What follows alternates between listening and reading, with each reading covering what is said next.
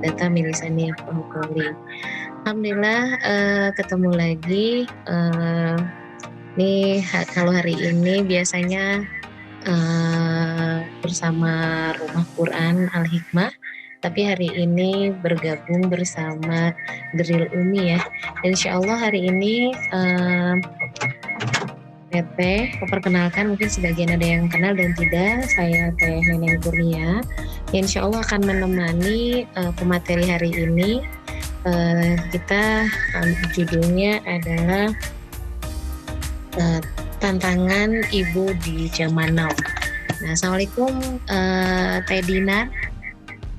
Waalaikumsalam warahmatullahi Suara saya ini nggak Teh gema nggak Teh? Ini tadi tuh ya agak gemas sih, tapi jelas. agak gema. Iya sebentar. Ya. Oke, biar dari Teh Dinar aja langsung ya.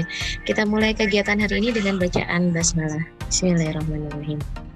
Ya, saya perkenalkan dulu pemateri. Neng Hikmah dibantu untuk biodatanya Bu Dinar.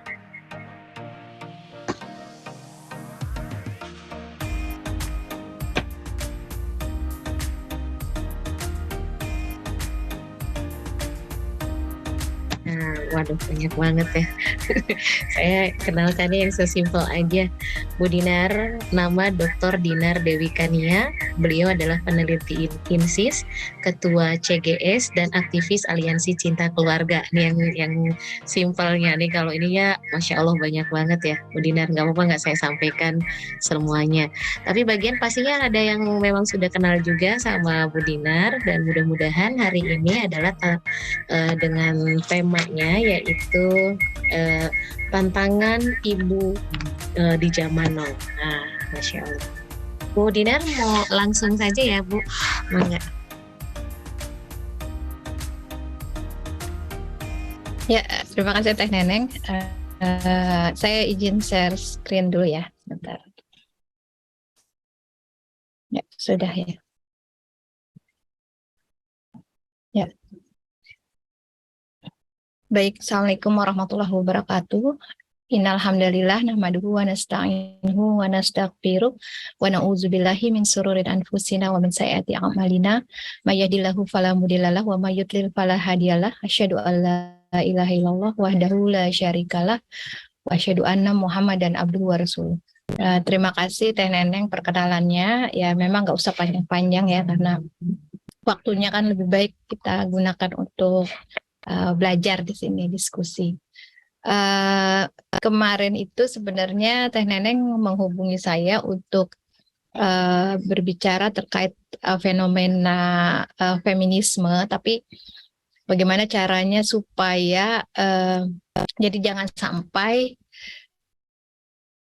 kita yang orang Muslim yang sepertinya apa ya menolak gitu ya feminis secara tidak sadar memiliki pikiran seperti itu gitu ya. Nah itu yang mungkin akhirnya panitia itu pingin awalnya adalah bagaimana sih tantangan pemikiran gitu ya untuk aktivis Muslim, ibu-ibu atau apa yang para aktivis yang memang sebenarnya gitu ya berdakwah tapi secara tidak sengaja kok pikirannya terbawa oleh feminisme. Nah, akhirnya diperluas lagi bahwa ya ini sih sebenarnya bukan cuma menimpa seorang aktivis atau orang-orang yang sekuler ya, ternyata memang pemikiran ini menjadi PR ya bagi orang tua yang mungkin bingung gitu ya anak-anaknya. Kenapa kok sekarang sepertinya mereka berjilbab, mereka disekolahkan sekolah-sekolah yang notabene pesantren atau sekolah-sekolah Islam, tapi kok pikirannya sangat feminis gitu. Nah ini ada bahkan keluar lah ya dari pemikiran Islam. Nah ini kan sebenarnya kalau saya ingin ini kan, karena orang tua sekarang memang banyak yang mungkin mendidik anak itu fokus kepada hal-hal yang tampak di luar. Artinya mereka tidak juga update dengan apa sih sebenarnya yang dikonsumsi gitu ya, pemikiran apa yang dikonsumsi oleh anak-anak kita di luar sana. Kalau zaman-zaman saya, orang-orang itu anak-anak ketika kita kontrol lingkungannya, itu sudah aman lah. Paling dia curhat sama orang-orang terdekat, teman sekolah, guru. Jadi lingkungannya itu bisa kita kondisikan ya. Tapi kalau sekarang meskipun di pesantren yang boarding, ya tetap saja selama dia berinteraksi dengan dunia media sosial, dengan gadget, ya itu tidak mungkin akan bisa kita kondisikan gitu lingkungannya. Sehingga memang tantangan ibu zaman now kalau kita bicara zaman sekarang itu bukan mensterilisasi. Ya dulu juga tidak mensterilisasi, tapi ternyata masih ada orang tua juga yang lebih condong kepada mensterilkan. Tapi dia tidak membekali anak-anak itu dengan kekuatan pikiran gitu ya. Nah, sekarang mungkin kalau orang-orang muslim, aktivis muslim atau ibu-ibu yang sudah mengerti agama, mungkin ya sudah ajarkan saja akidah gitu ya, hukum-hukum Islam. Nah, ya itu betul gitu ya, tetapi kuatkan saja gitu. Tapi itu belum sepenuhnya betul gitu ya, karena kalau kita bicara nanti penguatan dari segi syariat dalam hal ini adalah mungkin lebih menyempit ya kepada hukum Islam, lalu mungkin pengajaran akidah, itu penguatan situ itu belum sempurna kalau kita juga tidak bekali dengan ada yang 30% ini adalah tantangan pemikiran. Makanya dan bahkan sekarang ini saya lihat kerusakan-kerusakan anak-anak itu justru lebih pada pikirannya. Ya mereka sholat ya, mungkin mereka puasa gitu ya, tetapi ya itu ya di dalam pikirannya itu dia support LGBT ya, bahkan dengan tanpa malu-malu gitu ya, berfoto atau ikut-ikut campaign gitu ya di media sosial untuk mendukung gerakan LGBT misalnya seperti itu. Nah makanya saya bilang justru tantangan ibu zaman now ini lebih kepada pikiran, karena nanti yang disasar oleh musuh-musuh yang artinya tidak ingin peradaban Islam bangkit lagi adalah pikirannya gitu. Nah, dan aspek pikiran ini yang banyak ibu-ibu tuh kalah sama anak-anak sekarang. Kalahnya kenapa? Karena mereka justru mengkonsumsi, ibu-ibunya nggak tahu sama sekali ya. Ketika diajak berdebat, ibu-ibu itu nggak ngerti ya, bahkan kalah setelah itu. Oh iya, anak saya mungkin lebih pintar, bahkan malah ikut-ikutan. Ada saya menjumpai ya ibu-ibu yang dia aktivis hebat ya di zamannya lah gitu ya, tapi ketika anaknya mendukung sesuatu yang sebenarnya secara pemikiran itu salah, dia tidak mampu gitu ya mengenali bahwa itu adalah salah ya, malah membela anaknya ya, berkiprah secara internasional dan lain-lain ya. Sehingga ya itu mungkin si ibu itu cukup di zamannya, tapi nggak cukup di zaman ini ya, ketika tantangan dia dengan anaknya itu sudah berbeda.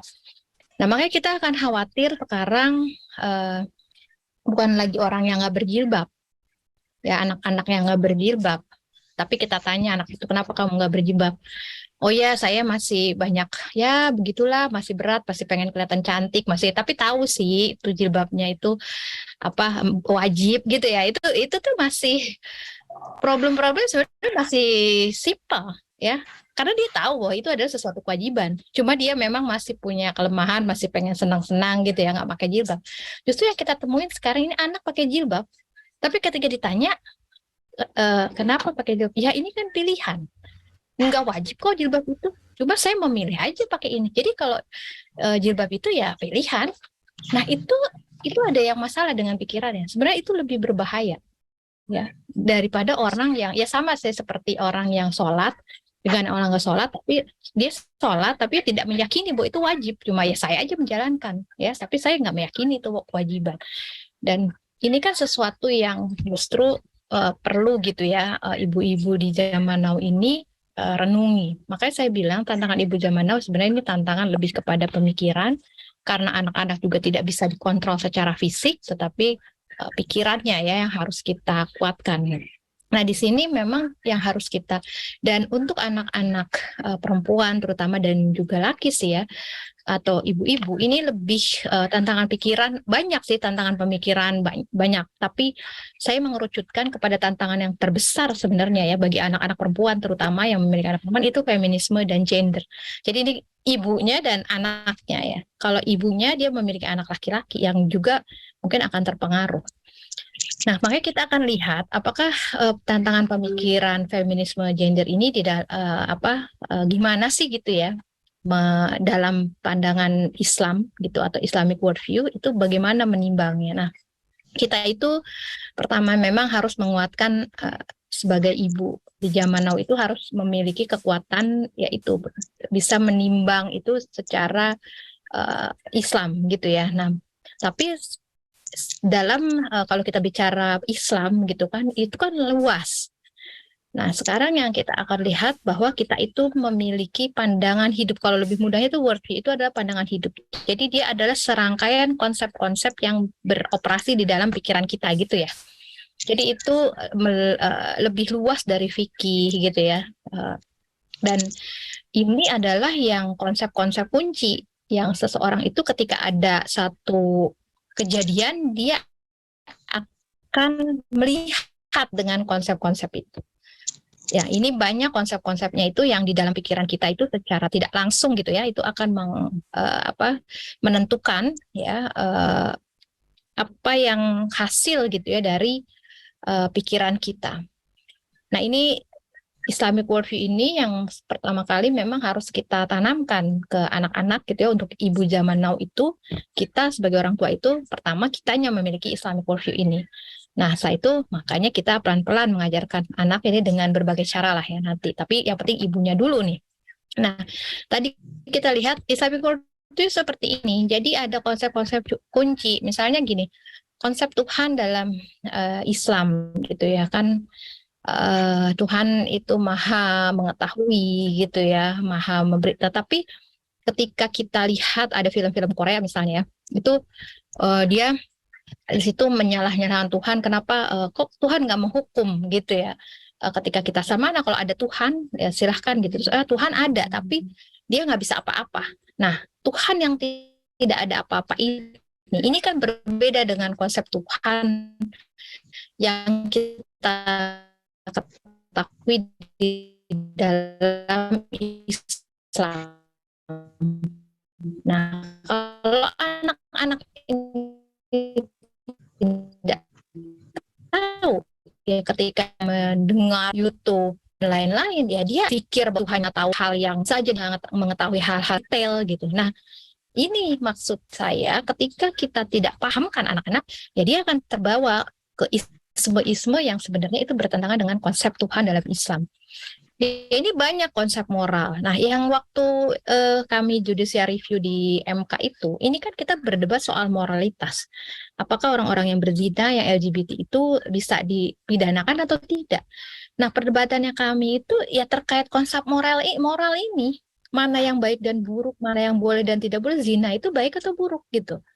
Nah, ininya ya sangat menyedihkannya ya ketika di judicial review itu orang-orang yang menentang ya zina dan LGBT dipidanakan itu anak-anak muda yang berjilbab ya, beberapa itu berjilbab tapi dia membela hak-hak LGBT dan juga tidak setuju kalau zina itu dianggap atau dipidanakan lah ya gitu. Jadi di sini ada masalah apa? Karena mereka itu memang tidak paham dengan konsep moralitas di dalam Islam.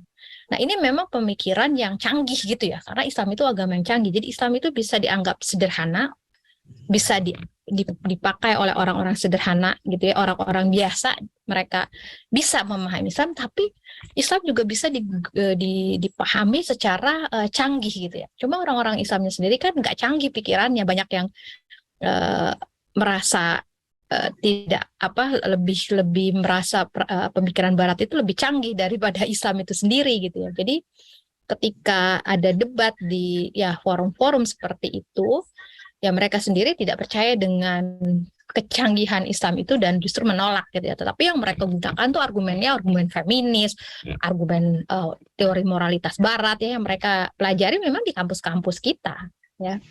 Nah di sini makanya justru tantangan ibu zaman sekarang itu adalah kita mengenali apa sih konsep-konsep yang kunci gitu ya di dalam Islam yang dinamakan ini nanti Islamic worldview.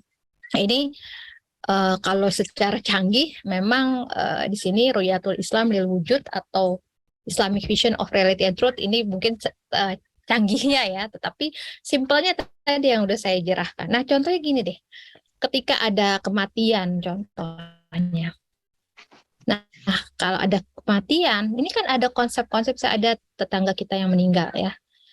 Ketika kita bicara kematian, di dalam pikiran kita itu ada beberapa konsep sebenarnya yang beroperasi. Konsep kematian, respect the dead, ya kan, menghormati orang yang keluarga yang ditinggalkan dan juga orang yang mati. Terus setelah itu, setelah mati, ya, setelah meninggal, ini mana? Itu lalu kebiasaan, custom. Terus ini kan di sini ada kita, kalau ada tetangga meninggal gimana? Nah, sekumpulan konsep-konsep itu kan menjadi klaster konsep. Ya, itu menjadi framework ketika kita menghadapi, oh ya ada tetangga kita yang meninggal. Ya. Nah, kalau kita tidak punya klaster konsep ini misalnya kayak di barat ya, atau misalnya apalagi Korea ya, yang gitu-gitu ya. Udah ketika ada mana, udah kita lupakan saja, kita doa, kita minum ya untuk melupakan. Gitu kan? Terus kita nggak ada rasa respect juga dengan apa yang meninggal gitu ya, yang setelah itu ya sudah aja gitu seperti itu. Nah maksudnya worldview itu ya ini gitu ya, bahwa di pikiran kita secara ketika ada sesuatu kita secara tidak sadar itu di pikiran kita yang akan mengolah gitu ya apa sebenarnya tindakan kita. Nah, seperti itu ya. Jadi inilah framework atau Islamic worldview ketika kita menghadapi satu fenomena, tujuannya adalah apa? Ibu zaman now itu ya ini ya, mengajarkan anak-anaknya seperti ini gitu ya. Nah, sekarang kita akan bicara langsung ketika kita akan menimba konsep-konsep gender equality. Nah, inilah yang tadi ini ada ini nih. Ini ada orang yang ini nih. Ini pasti ini nih. Oh ini. Coba ya panitia. Wait, can you Dikeluarin nih Yang panitia. can you repeat that, please? Panitia. Nih ada yang ini nih. Ya, ya. Nih. Ini juga nih ada dua. Ya, Minta tolong saya dijadikan co-host dong atau host. Udah saya delete sudah. Ini banyak yang nama-nama aneh ini. Tuh iya. Tuh, lihat tuh. Ya Allah, astagfirullah. Ini yang namanya Wilson, coba di-delete aja. Ya. Iya, udah saya delete. Oke, siap. Iya, memang ini salah satu itu ya, Gozel Fikr. Enggak, memang betul. Saya waktu ini sering terjadi ya, kalau kita bicara tentang sesuatu yang benar, ya apalagi kita bicara tentang LGBT, feminisme ini bukan ini contoh nyata di depan kita nih. Ya, bahkan dicoret-coret itunya apa terus waktu kita juga pernah ya dengan MUI itu siapa ada cewek-cewek yang laki-laki yang seperti itu terus memamerkan aurat dan lain-lain itu pernah di MUI Jawa Timur kita bikin. Jadi memang ini bukan itu yang sulit yang mudah ya gitu ya, kita akan menemukan, makanya panitia ini harus ready nih. Ini masih ada juga nih kayaknya Agas. Nah, harus ada. Kalau kita biasanya acara-acara gini selalu ada yang itu kan lihat. Coba dibantu saya jadi co-host biar saya bisa kontrol coba. Udah ya. Penis.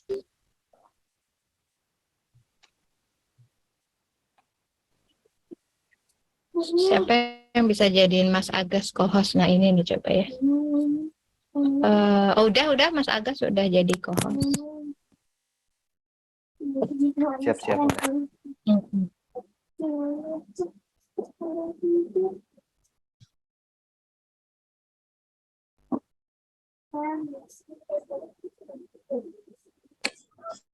Ya makanya word Banyak ya Teh. kita nggak perlu ngomong, Enggak, Teteh belum kedengeran nggak kan? perlu ngomong banyak-banyak ya. Jadi seperti inilah ujian kita gitu ya. Tuh ini masuk tuh, yang aneh-aneh ini memang harus diinikan. Iya betul nih, banyak vandalis. Bukan vandalis aja sih, mereka memang ketika apalagi ada beberapa, ini namanya kan Alice Hitler, ini udah tanda-tanda nih. Baik, saya lanjutkan saja ya. Mungkin nanti Mas Agus kan dan teman-teman sudah jadi co-host, silahkan dibersih-bersih. Tapi ya kita memang gak heran lah kalau acara begini.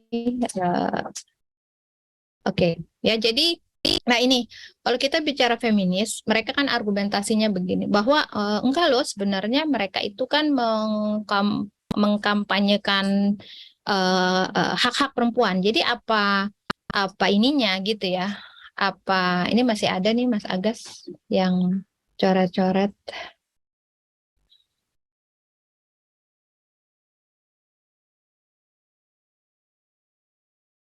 Ya, sebentar saya sambil lihat. Apa-apa ya, Ya, biar aja.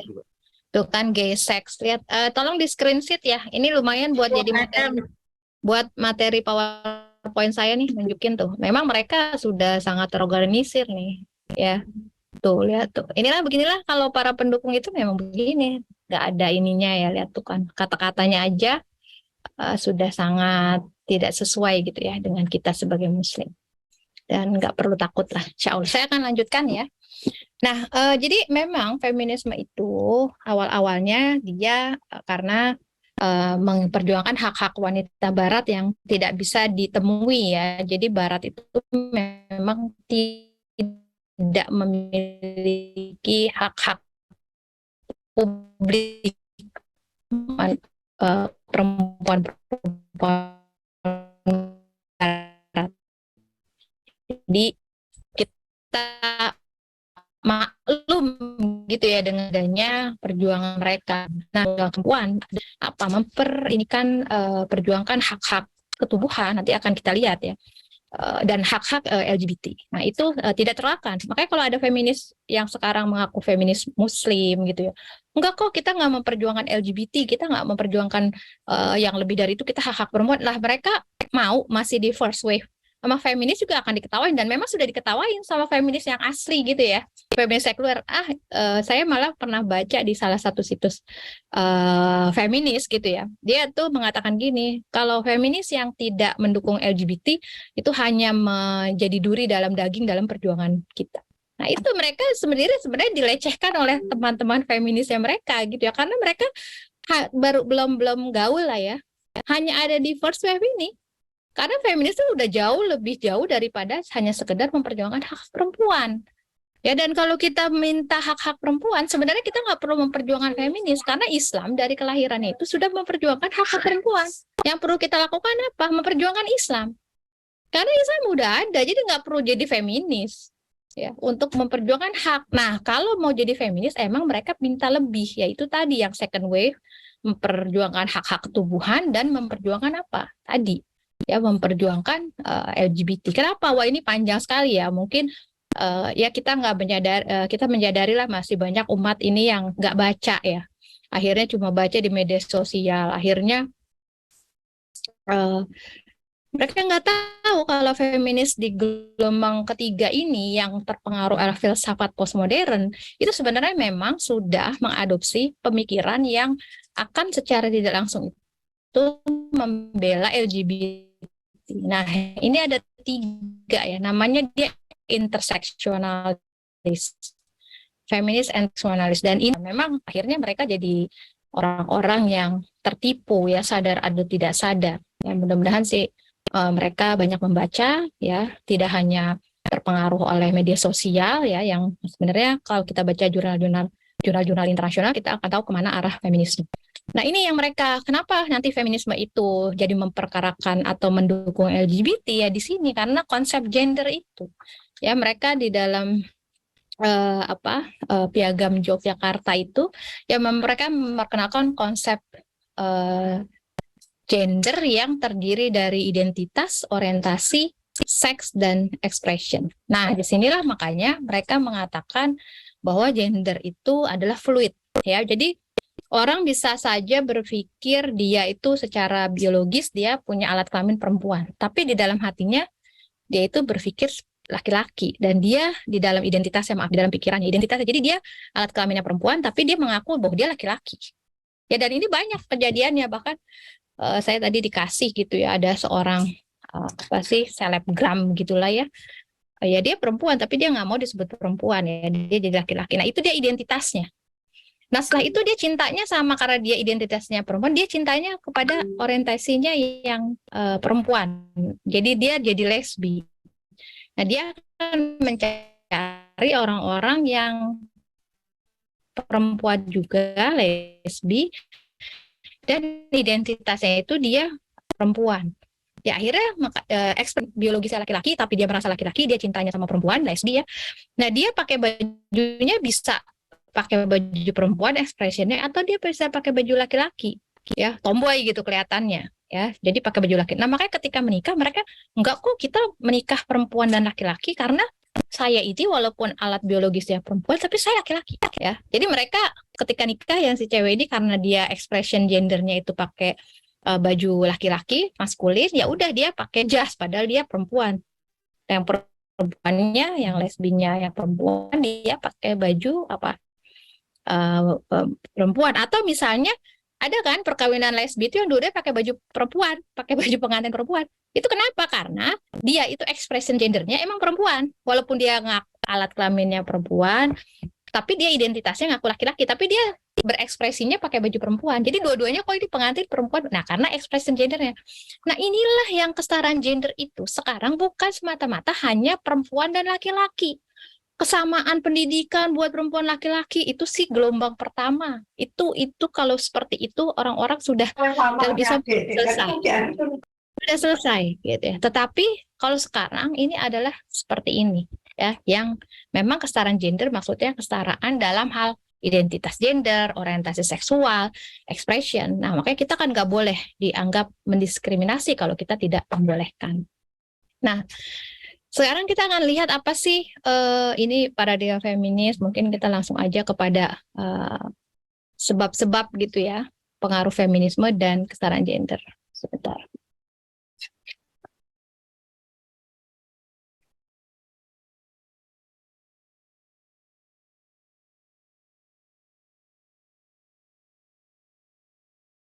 Nah, ini ya. Jadi pengaruh feminisme dan kesetaraan ideologi gender itu pertama adalah kepada gerakan child free. Nah, ini adalah screenshot yang sempat viral gitu ya. Seorang artis medsos gitu ya, itu mengatakan ditanya gitu, Kak, kalau seandainya tiba-tiba dikaruniai anak, gimana perasaannya? Di kamus hidup gue tiba-tiba dikasih, itu very unlikely. Maksudnya nggak mungkin lah gitu ya, karena lebih gampang tidak punya anak dengan punya anak ya.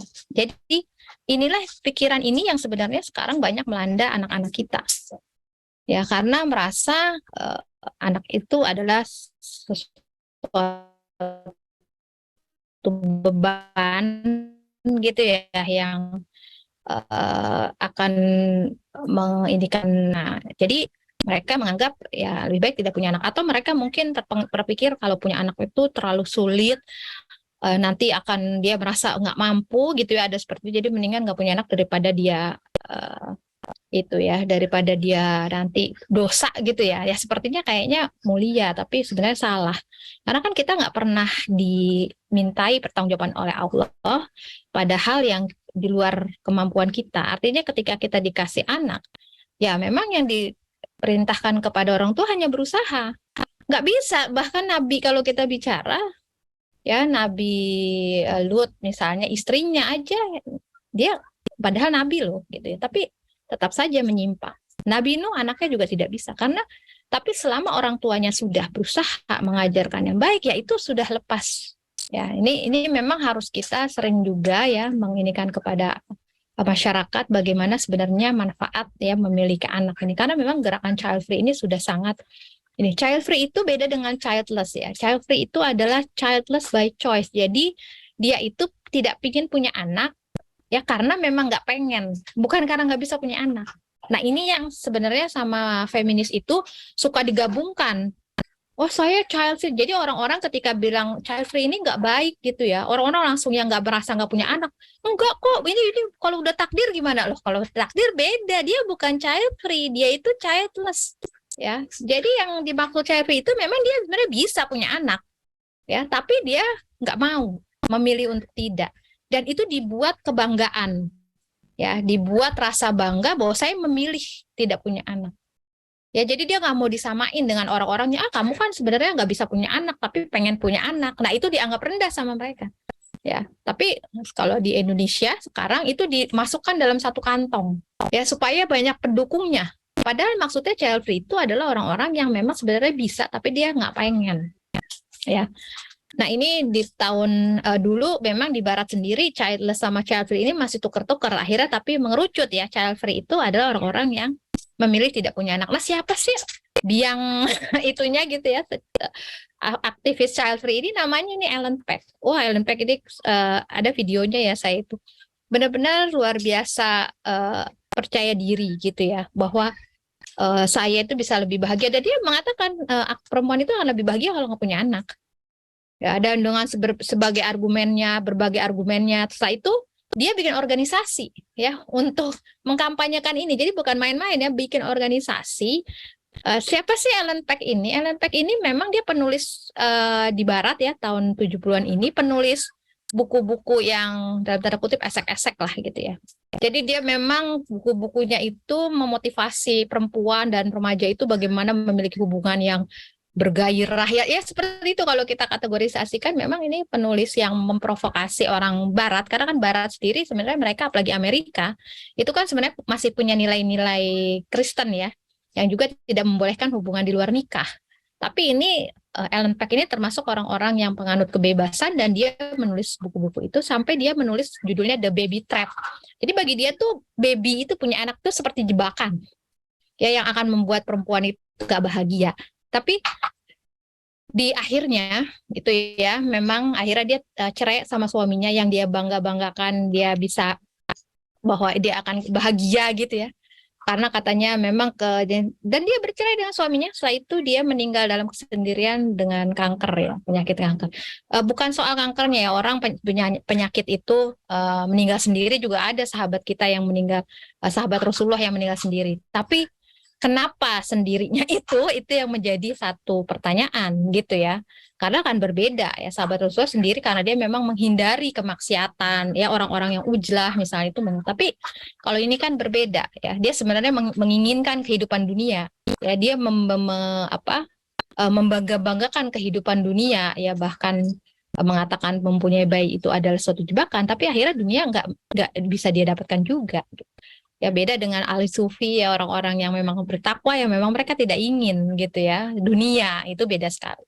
Nah di sini kita lihat child free ini sudah ada conference-nya ya, dan dia lihat nih, dia menggandeng ilmu isu-isu climate change, perubahan iklim. Jadi memang zaman sekarang ini namanya ada feminisme intersectionality. Nah inilah feminisme ini, dia menyatukan berbagai isu untuk memperoleh banyak dukungan. Nah ini yang kadang umat muslim itu banyak kejebak.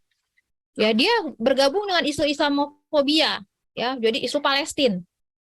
Tetapi dia memasukkannya dengan isu LGBT, ya sehingga mereka ketika ada Palestina mereka ikut demo menentang, jadi pendukung Palestina. Tapi dia berharap ketika ada gay parade, ada LGBT, orang muslim ikut. Loh, kita udah dukung kamu.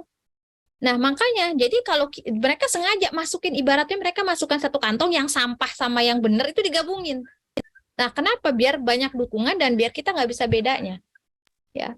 Sama kan climate change ini adalah isu yang penting bagi umat muslim dan kita punya sebenarnya solusinya. Tapi sama mereka digabungin ya, sehingga ketika kita, makanya apalagi kalau isu perempuan ya, isu perempuan udah jelas lah itu diinikan ya dengan LGBT, bahkan isu lingkungan aja mereka diinikan dengan child free ya.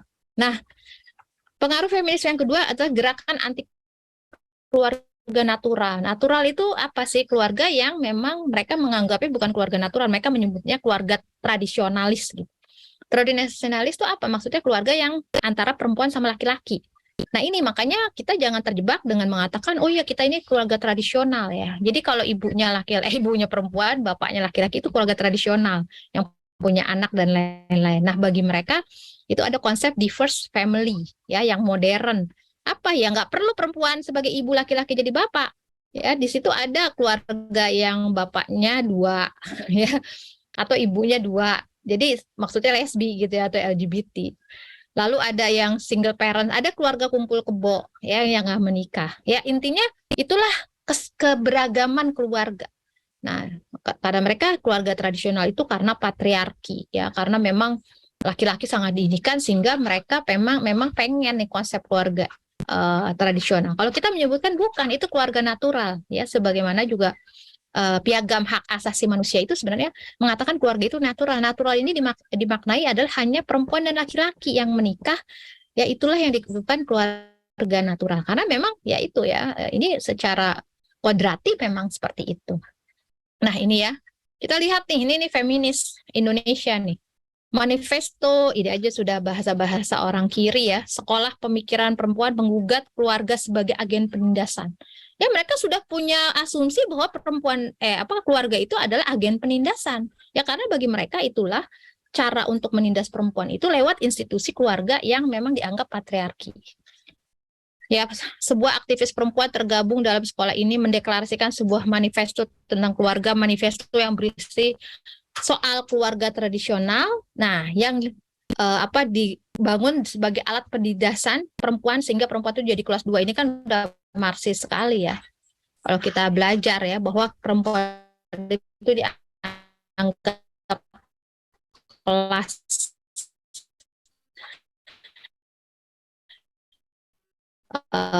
ini persoalan kelas ya. Perang antar jua dengan kaum, perang perempuan. Ya mereka ingin perempuan itu melawan ya ini ya, dan masuk kelas 2 dan aktif ya. Tidak ada penghargaan terhadap peran-peran ibu rumah tangga misalnya. Nih, sekolah perempuan ini menghayalkan suatu keluarga jadi kumpulan yang saling menjaga, mengamankan. Oke, ini bagus ya, mendukung keluarga yang tidak. Nah, coba di sini kalau orang yang nggak paham, nih anak-anak ini kan mengkonsumsi. Keluarga ini tidak ditentukan oleh silsilah heteronormatif. Tahu nggak heteronormatif itu apa? Heteronormatif maksudnya norma-norma heteroseksual. Jadi mereka tidak mendukung heteroseksual, mereka mengakomodasi LGBT. Intinya gitu, mereka pengen menghapuskan bahwa keluarga itu hanya keluarga laki-laki dan perempuan. Dia pengen menghapuskan silsilah itu. Ya, jadi ini kalau kita nggak paham, ini sebenarnya ya di Indonesia ini promosi LGBT itu udah nggak ada hukumannya, nggak ada ininya ya, karena dengan dia ingin menghancurkan silsilah heteronormatif, ini kata lainnya adalah mendukung LGBT, keluarga LGBT, tetapi oleh cinta dan solidaritas. Nah ini kata-kata cinta ini gampang sekali ya mempengaruhi anak-anak kita, mam. Jadi kata-kata kunci sekali, karena ya kita lihat anak-anak di rumah kekurangan cinta. Ya, sehingga ketika dikasih kata-kata cinta ini saja, mereka tuh langsung support gitu ya. Nah, makanya yang selain memperkuat worldview, kita juga memperkuat bagaimana kita itu bisa memberikan ya cinta sebanyak-banyaknya kepada anak-anak. Ya cinta itu banyak nanti cara-caranya, ini mungkin Teh Neneng nanti yang ngajarin gitu ya, yang dan teman-temannya ya. Tapi ini karena mereka memanfaatkan memang banyak keluarga-keluarga rapuh yang kurang cinta kepada anak-anaknya. Nah, disinilah nanti masuk nih mereka dengan menawarkan cinta, solidaritas gitu ya. Akhirnya mereka daripada ke keluarganya, ya udah mendingan di luar saya diakuin, saya dirangkul kok, saya di ini. Dan memang mereka begitu ya, karena dana itu gede dan memang solidaritas mereka itu kencang gitu. Nah, ini ada salah satu yang kita harus sadari. Kalau kita itu berkompetisi. Kalau anak kita tidak dirangkul ya oleh kita, dengan senang hati mereka itu yang akan merangkul ya tentunya dengan pemikiran-pemikiran yang tadi ya yang nggak benar.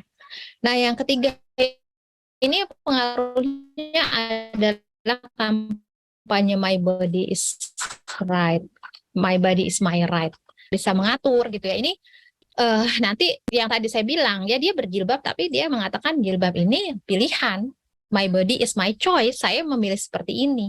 Ya walaupun memang kekufuran itu pilihan juga, orang ya dalam Al-Quran kan orang boleh memilih untuk sesat atau tidak sesat ya, tapi itu kan bukan pilihan benar gitu.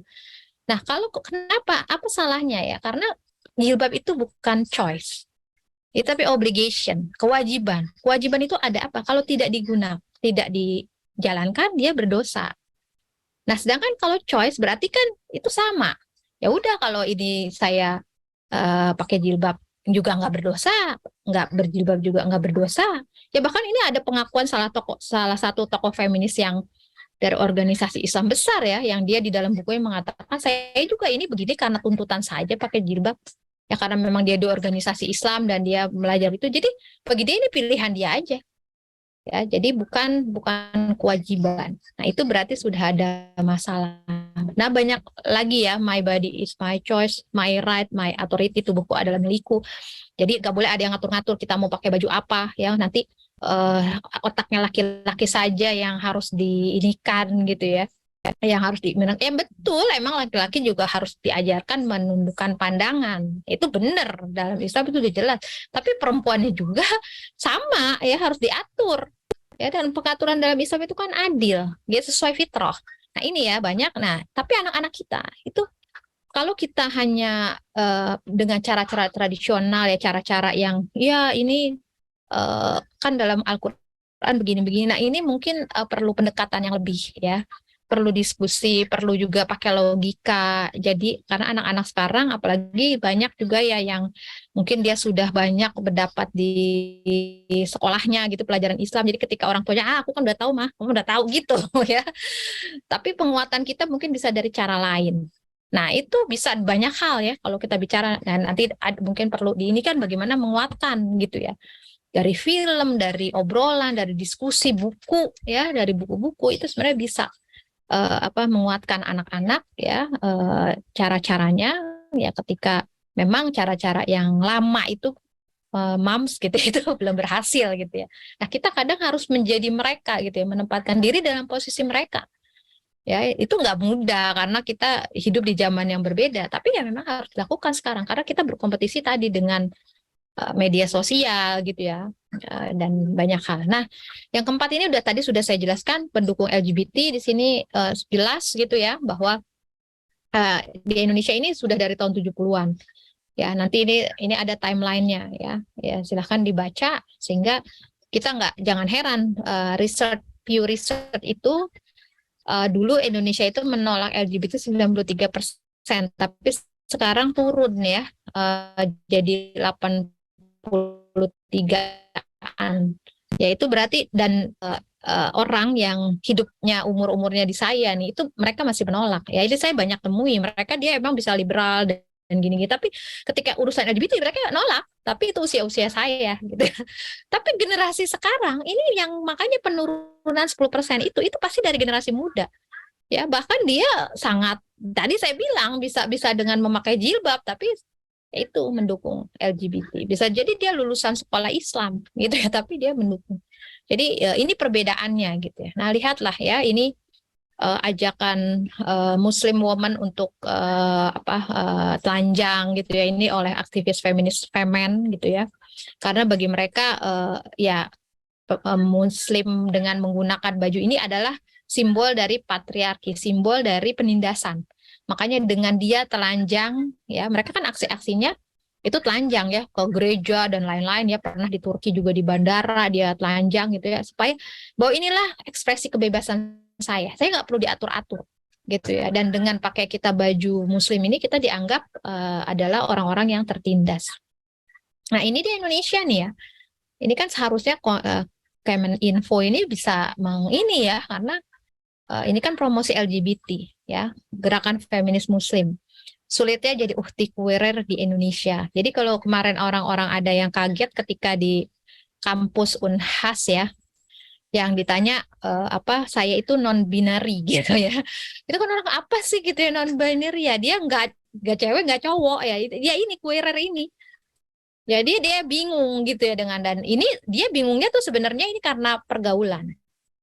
Ya, karena emang ada penyakit anak-anak namanya gender identity disorder dulu tuh ya, dan itu masuk ke dalam satu penyakit mental. Anak-anak tuh bingung dan itu biasanya wajar karena dia masih kecil ya. Kalau misalnya kita training tuh pernah kan ada yang anak kecil tapi dia tanya, dia pada perempuan. Enggak, saya laki-laki kok, karena memang dia ada permasalahan dan itu biasanya diterapi dikuatkan dia bahwa dia perempuan gitu kan.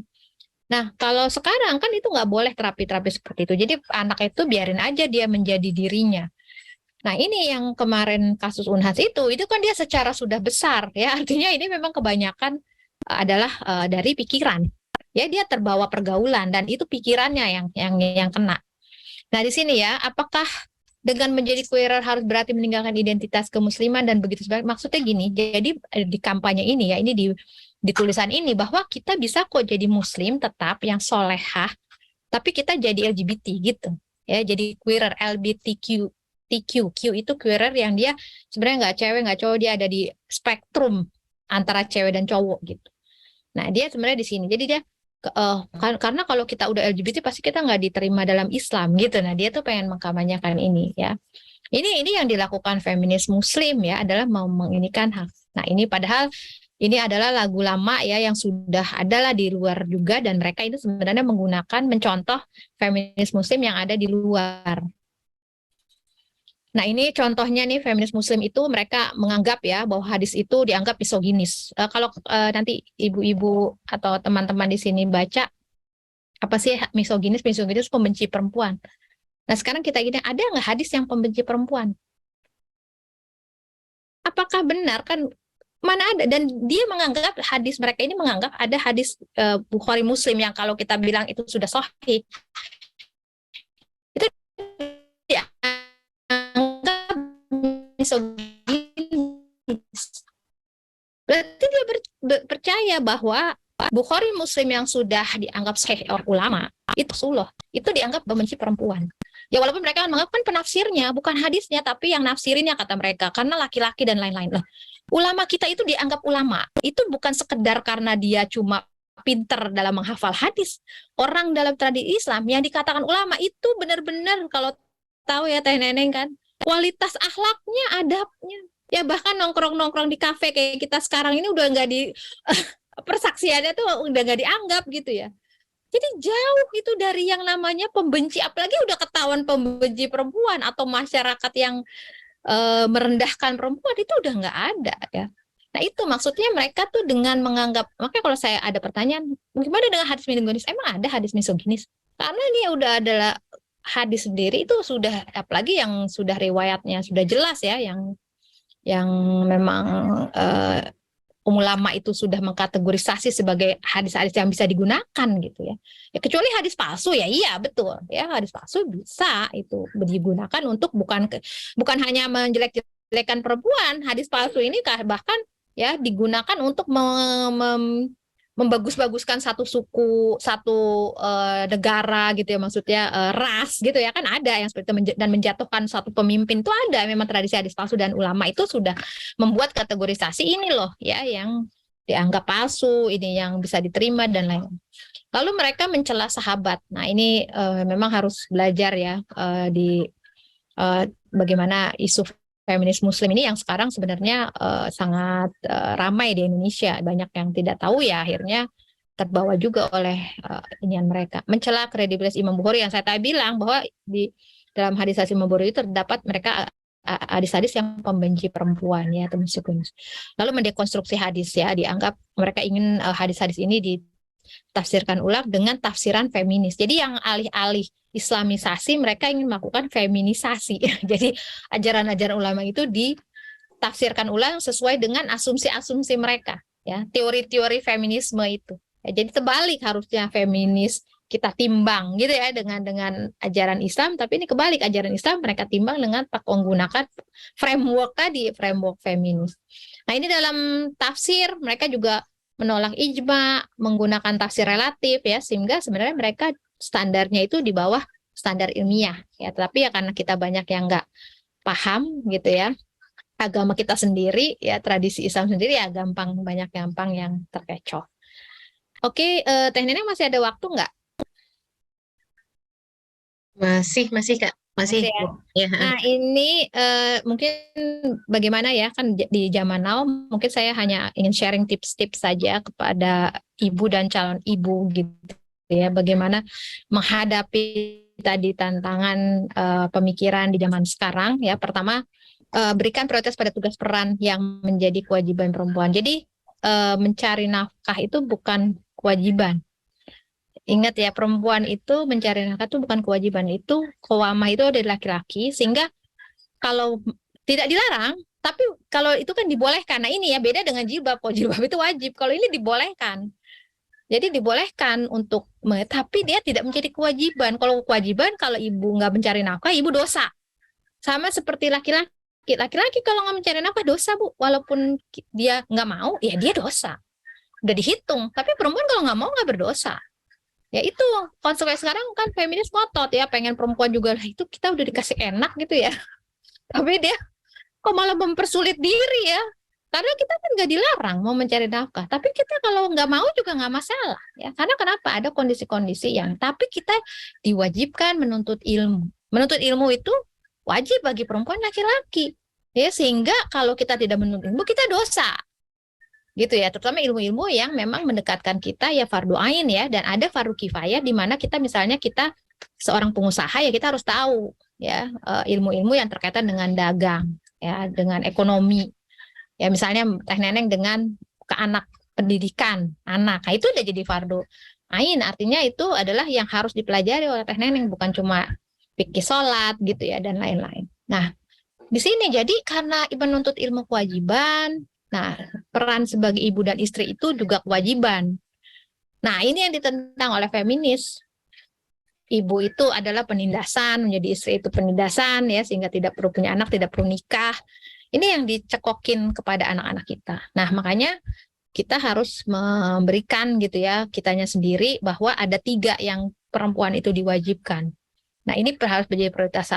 Peran ibu peran sebagai ibu dan istri. Yang kedua, menuntut ilmu ya, baik yang fardu ain dan fardu kifayah, ini nggak boleh kita dilarang-larang sama suami gitu. Ya ini perkara ibadah juga, ini nggak boleh dilarang-larang oleh suami. Nah, kita harus memproteskan ini. Kalau toh memang ada waktu lain ya yang masih kita sisa, ya itu boleh, misalnya pengen berbisnis, nah berdakwah misalnya ya.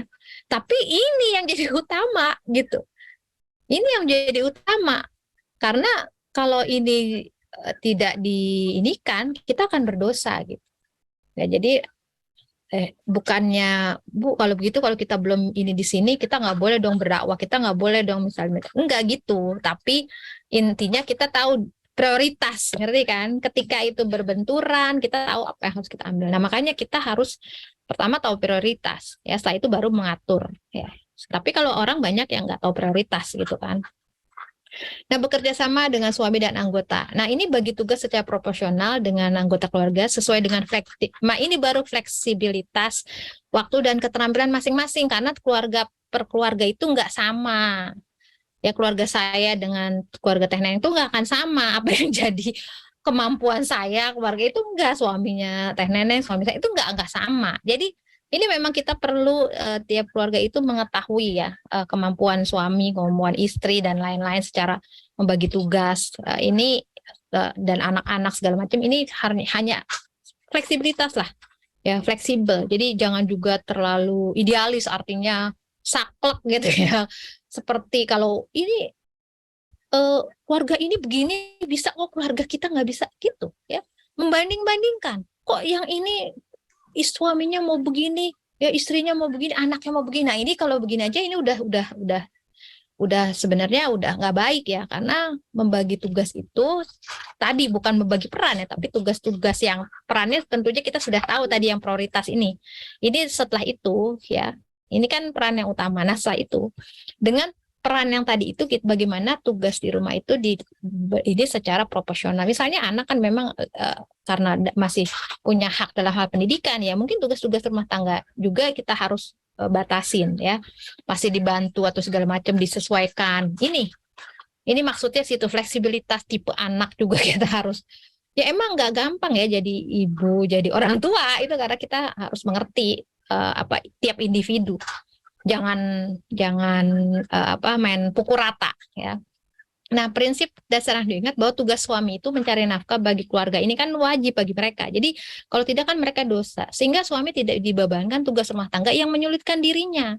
Ya jangan kalau sekarang kan kebablasan. Kadang saya ngelihat ada ya suaminya bekerja, istrinya bekerja, ketika anaknya pembantunya nggak ada, yang suruh cuti suaminya. Ya gara-gara istrinya itu lebih berpotensi dalam karir, lebih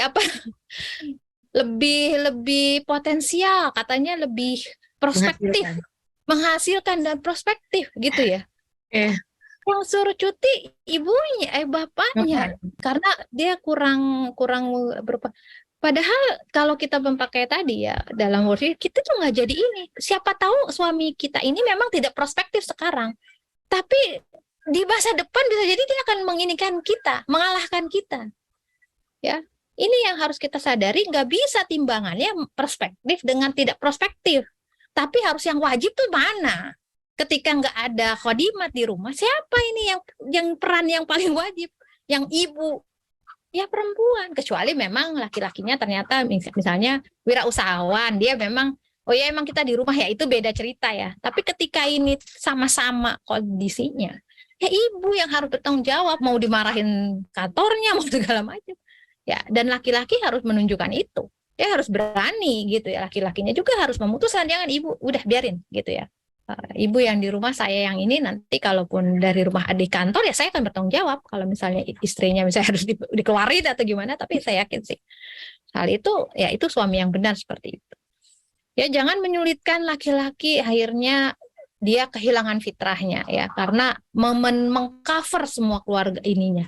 Ya mengcover, nah Bu bagaimana kalau misalnya sementara kayak saya pernah ngisi itu keluarga di Amerika gitu ya. Nah dia bilang dia dapat beasiswa, jadi suaminya ikut. Nah suaminya ikut, setelah itu dia nggak bisa cari kerjaan suaminya. Akhirnya istrinya kuliah dan nyari kerja, suaminya jaga anak-anak. Itu bagaimana Bu? Selama itu karena sementara, karena memang di negara orang nggak gampang cari pekerjaan, dan memang itu suaminya udah berusaha mencari kerjaan, ya di handle nggak masalah.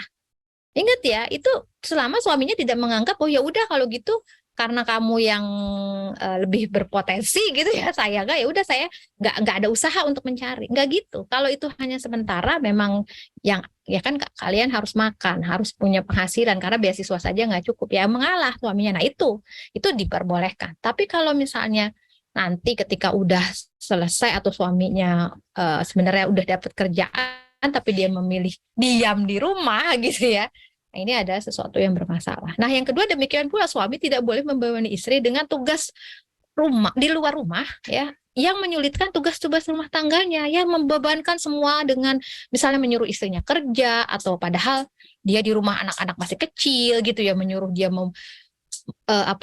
mengurus apalah yang sebenarnya itu akhirnya membuat anaknya itu jadi terlantar lah. Ya ini juga nggak boleh.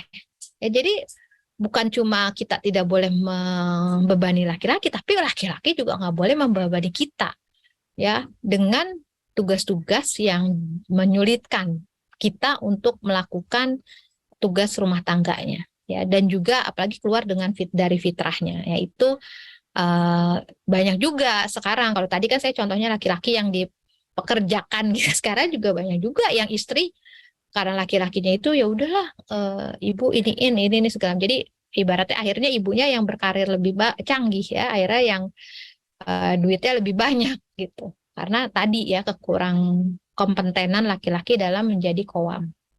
Yang ketiga, ini bijaksana dalam menghadapi masalah yang muncul. Nah ini tidak memaksakan idealisme kita kepada orang lain. Nah ini kan suami, anak itu kan orang yang berbeda dengan kita. Jadi kita nggak boleh idealisme kita itu dipaksakan ya, dipaksakan kepada orang lain, ini kunci ya. Lalu ingin mengubah kondisi, ya fokuslah pada mengubah diri. Ya jangan kita sibuk menunjuk orang, tapi kita lupa menunjuk diri. Ya kalau kita sibuk menunjuk orang, ya sudah tahu berarti kualitas kita hanya di situ saja ya, cuma bisa nyalain orang. Padahal apapun itu kan salahnya pertama adalah ya ada kontribusi kita ya. Nah itu kalau kita fokus pada perubahan diri, nah insya Allah orang lain akan, ini biasanya hal-hal seperti ini ya yang kalau feminis kan beda. Feminis itu justru dia menyalahkan orang luar, ya tetapi mengafirmasi diri. Nah ini kan juga ada yang begitu jangan terlalu menyalahkan diri. Ya memang satu saat kita tidak boleh menyalahkan diri karena itu bisa kontraproduktif. Artinya kita bisa menjadi sangat akhirnya bunuh diri gitu ya, tidak menerima diri. Ya bukan, tapi proporsional. Artinya kita melihat ada loh, memang ini faktor-faktor disebabkan oleh suami kita, anak kita, atau lingkungan. Tapi ada juga yang kontribusi kita di situ, gitu. Ya, jadi kita nggak menyalahkan semata-mata dari itu semua adalah kesalahan kita. Ya itu juga nggak bagus kalau kita semua, udahlah emang saya salah semua, itu udah ketahuan itu bermasalah juga ya. Karena pasti ada ini proporsional bahwa ada peran kita ya yang dimana kita berkontribusi salah dan juga ada lingkungan. Nah tapi ketika kita memperbaiki fokus pada diri kita karena kita yang bisa kita kontrol gitu ya, artinya kita nggak bisa mengontrol orang lain ya, walaupun anak sendiri ya bisalah kita membuat program untuk merubah, tapi kita nggak bisa mengharapkan hasil yang sesuai dengan keinginan kita. Nah yang ini hindari berkeluh kesah terutama di media sosial karena justru akan mendapat hati semakin tersiksa. Ini kan berbeda dengan feminis. Feminis tuh ya pinginnya kita itu udah semua ceritain tuh kalau perlu pokoknya buka semua. Jadi aib-aib keluarga, aib suami, aib itu justru harus dibuka karena dengan begitulah gitu ya itu justru perempuan itu menjadi lebih bahagia, lebih bebas ya, sehingga ini banyak juga kemarin kasus-kasus muslim ya justru aib-aib suaminya ya yang akhirnya jadi heboh viral gitu ya, itu kan akhirnya merusak citra keluarga Islam ya, dengan padahal itu kasuistik mungkin hanya berlaku di keluarga itu tapi efeknya semua keluarga muslim jadi dicap, tuh lihat tuh aktivis muslim tapi seperti itu, tuh lihat tuh bapaknya berjenggot begini-begini, ibunya jilbabnya gini-gini, tapi lihat tuh hanya karena kita yang merepresentasikan muslim itu punya masalah dan kita umbar ke media sosial.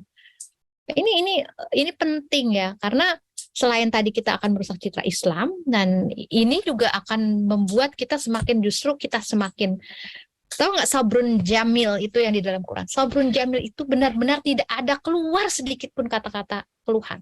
Nah kita belum sampai level itu ya, paling tidak kita nggak berkeluh kesah di media sosial, bolehlah. Bukan berarti nggak boleh berkeluh kesah ya, boleh. Tapi yang orang yang memang solutif, orang yang yang memang mereka bisa memberikan efek baik gitu ya kepada kita. Ini kan kalau kita di media sosial, siapa yang nanti akan merespon kita? Ya belum tentu. Nah ini berbeda saya dengan feminis. Makanya kenapa saya menyalahin, karena feminis senang dengan dia mendapatkan bahan bakar. Kalau kita makin banyak, apalagi muslim yang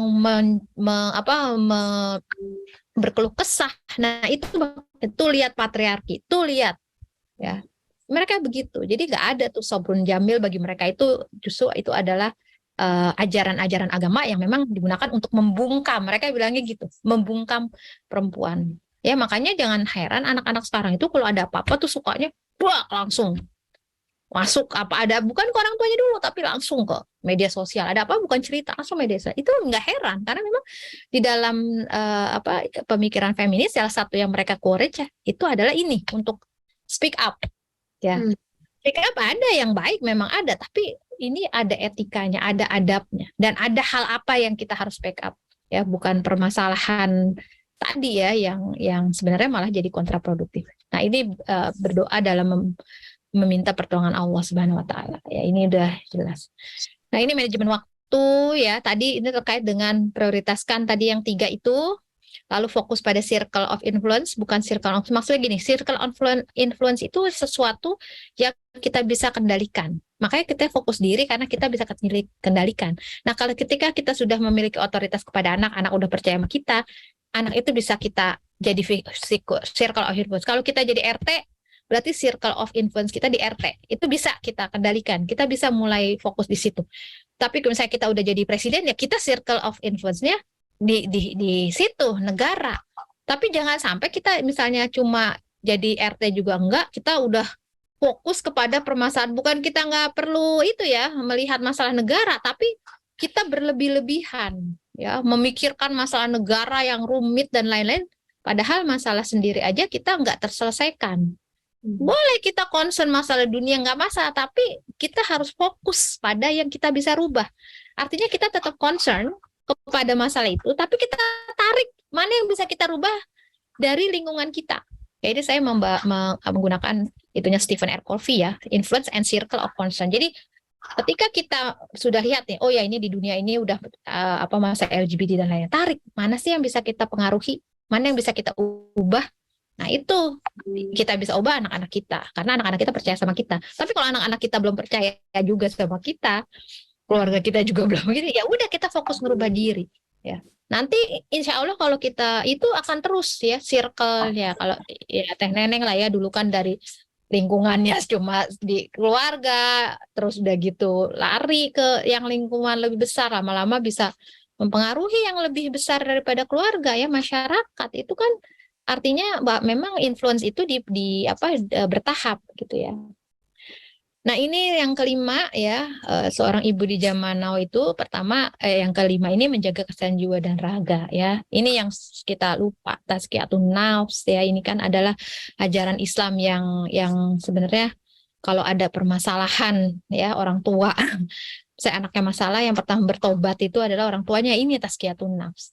Ya, olahraga secara rutin dan konsisten sesibuk apapun, karena kalau orang tuanya nggak sehat juga ya anak-anaknya juga ya, nggak akan ke ini gitu ya. Artinya sesibuk apapun rutin lah konsisten untuk berolahraga, karena Rasulullah kan juga suka dengan muslimah dan muslim yang kuat.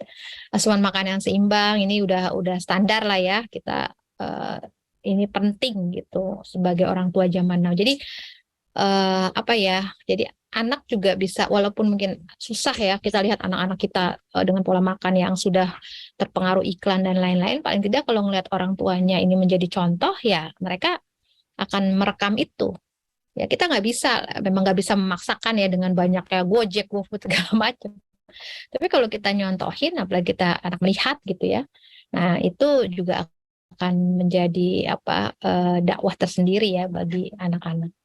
Nah, terus berusaha mengembangkan diri, temukan hal-hal yang bisa memotivasi diri. Ya, ini misal Bu, saya kan udah tua nih, jam anak-anak masih ini, nggak ada kata tua gitu ya. Jadi tua itu masalah umur.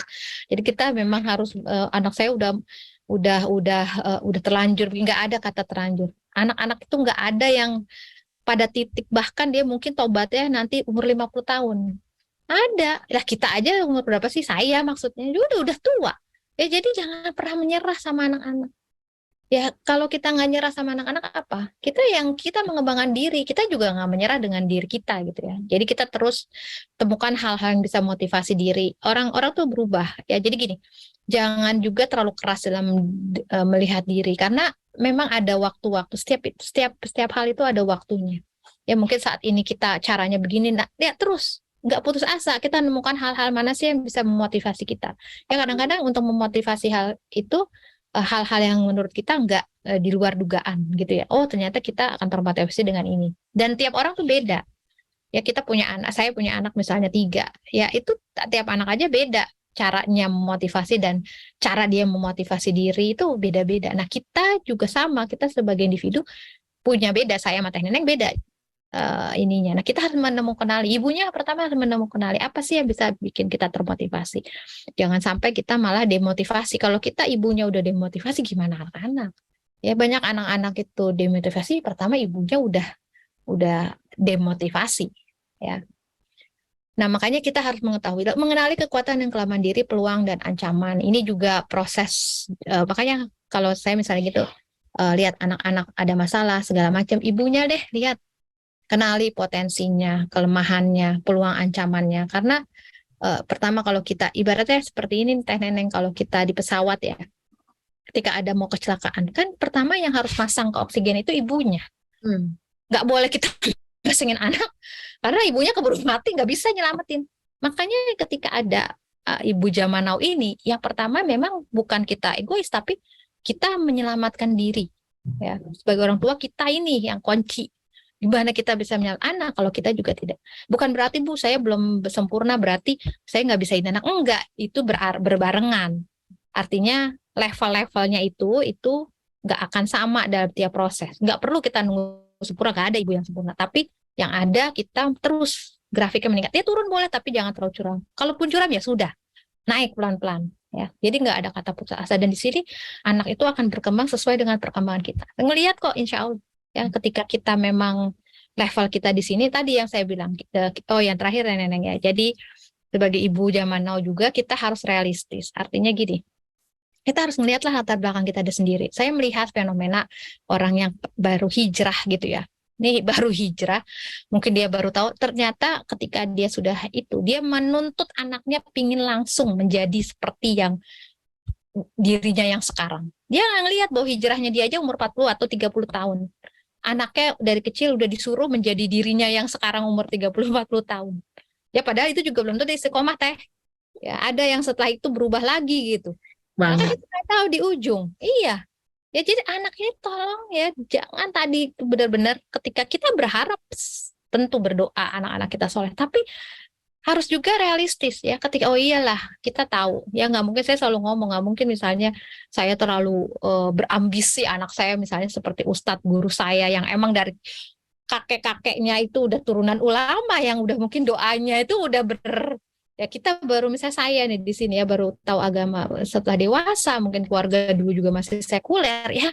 Ketika anak ada perkembangan dari kita itu sudah suatu yang harus kita apresiasi ya. Walaupun itu masih jauh dengan standar yang kita harapkan, tapi kita bandingkan saja dengan kondisi kita dulu ya. Itu mungkin Teh Neneng ya yang bisa saya ini kan mudah-mudahan sharing aja, ini sih cuma sharing ya yang bisa dikembangkan oleh teman-teman. Oh ya, yang terakhir ini ada istiqomah ya, inilah ya. Jadi kalau kita cuma bisa bertahan dalam jalan kebenaran ini cuma 2 tahun, 3 tahun, 10 tahun ya berarti kita tidak istiqomah. Istiqomah ini ya sampai kita di nafas terakhir ya. Mudah-mudahan kita semua jadi orang yang istiqomah, insya Allah. Amin, Masya. Terima kasih Teh Neneng. Ya. Terima kasih Bu Dinar, Masya Allah. Nih tadi sempat di awal agak shock banget karena belum pernah terjadi. Tadi ternyata panitia juga sama. Pas dicek, aduh teh kami juga shock katanya, Masya Allah. Aduh luar biasa. Tapi tadi dari bahasan Mbak Dinar sebenarnya mungkin saya agak-agak akhir aja. Pertama saat ini ternyata banyak hal yang memang pekerjaan kita sebagai orang tua, tantangan kita sebagai orang tua tuh luar biasa.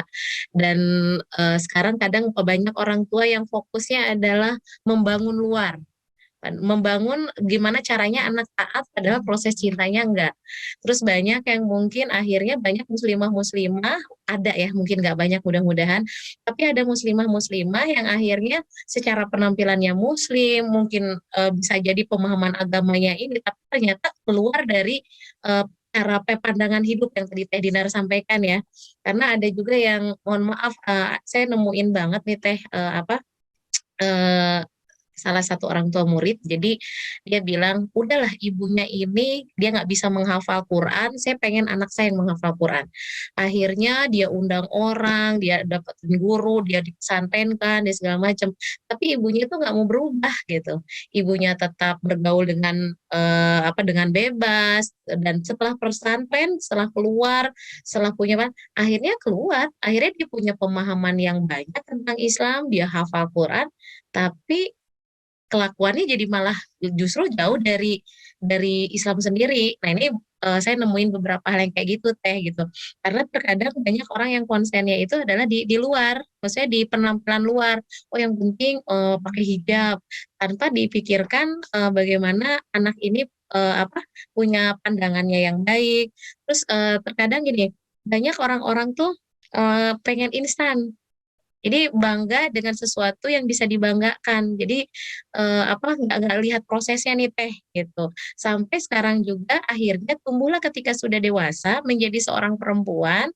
Mohon maaf mungkin seharusnya kan kalau dalam Islam sendiri harus mengetahui ini hak dan kewajibannya kayak tadi. Perempuan tuh tahu nih kewajibannya, salah satunya adalah menjadi ibu, menjadi istri. Tetapi ada ambisi-ambisi perempuan nih Teh, ambisi-ambisi perempuan yang membuat akhirnya saya pengen bebas, saya pengen menjadi diri saya pengen dapat kesempatan, pengen karir saya, tapi dengan bentuk yang memang dia sebenarnya seorang muslimah gitu.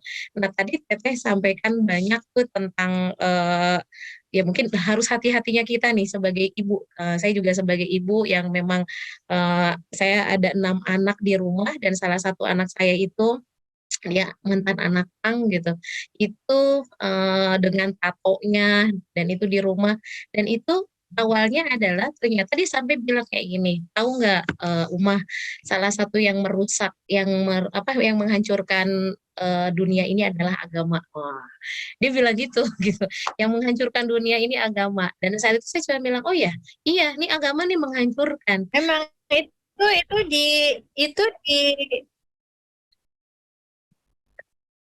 ya memang itu di kampanye-kampanye feminisme dan juga itu sekarang kayak gitu Teh. Jadi agama itu adalah satu apa institusi yang justru ingin menghancurkan manusia lah intinya gitu ya.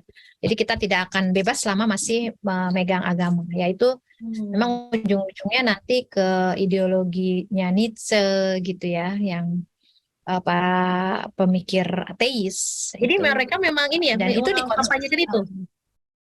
Kenapa? Memang mengkampanyekan itu.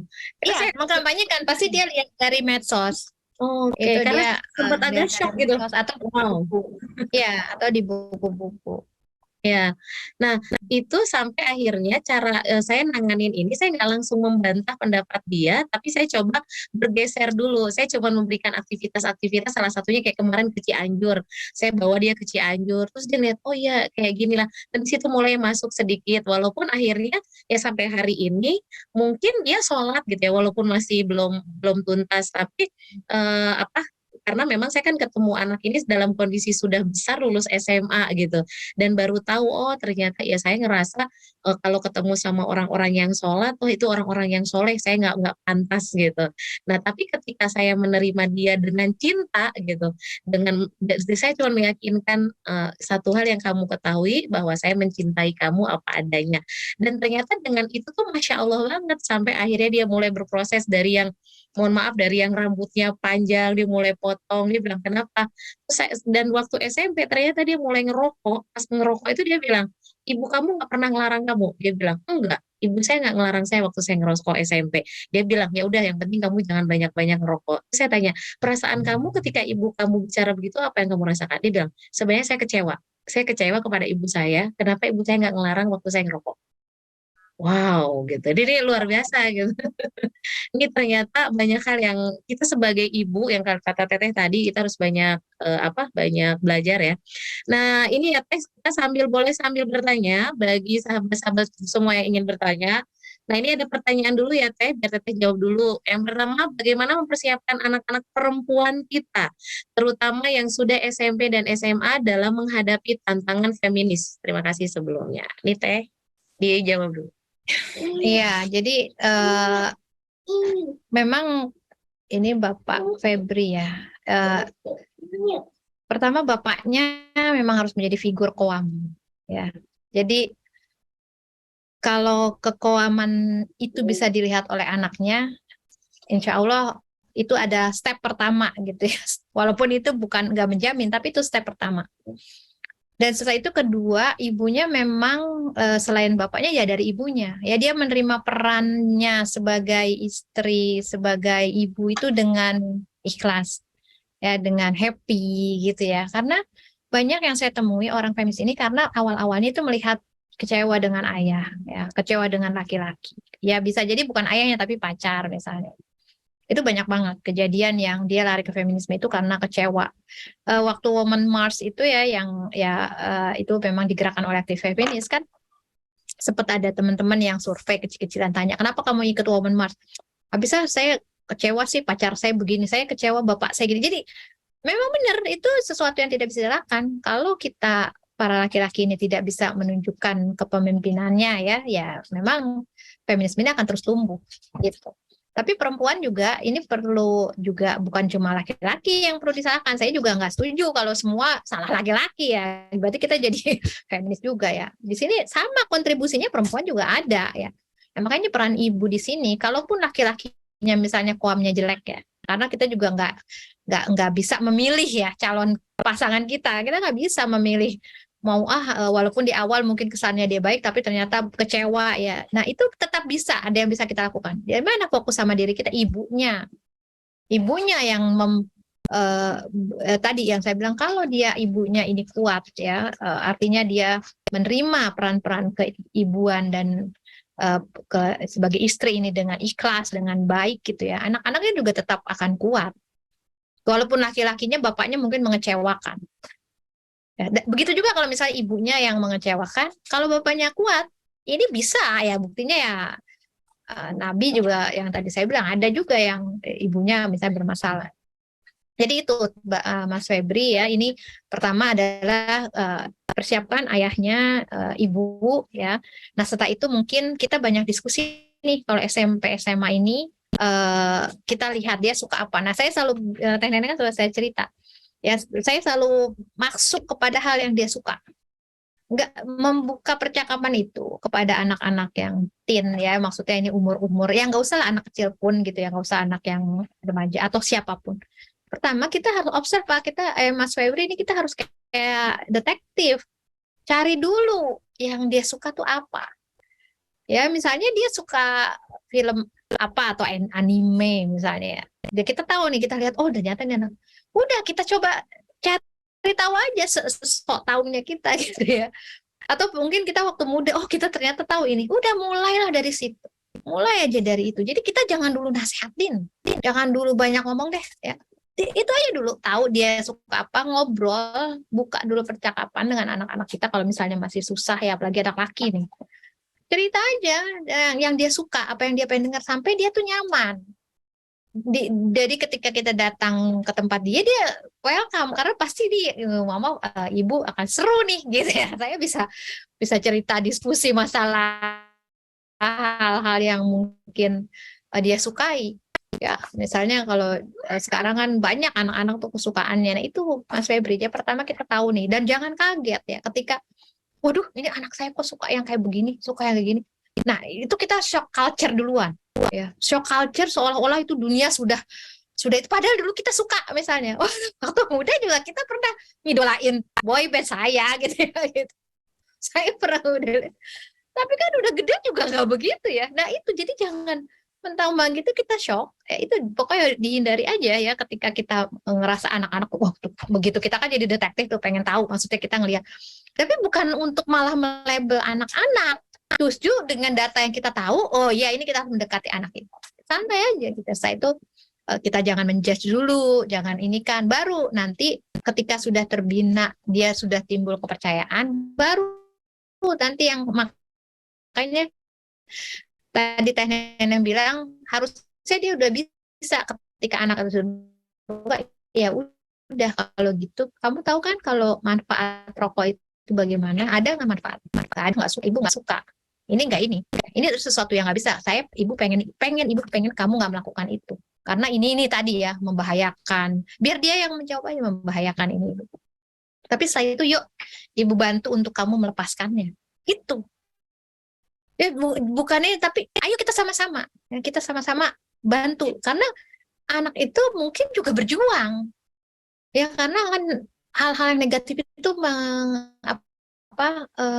candu ya, negatif itu karena memang didukung oleh bisikan-bisikan setan. Jadi untuk saya pengen perhatian ya Bu, kita dampingi yang dia sibuk ini terus kecewa ketika dia katanya kamu mau berubah, katanya gitu, kasih kesempatannya terus.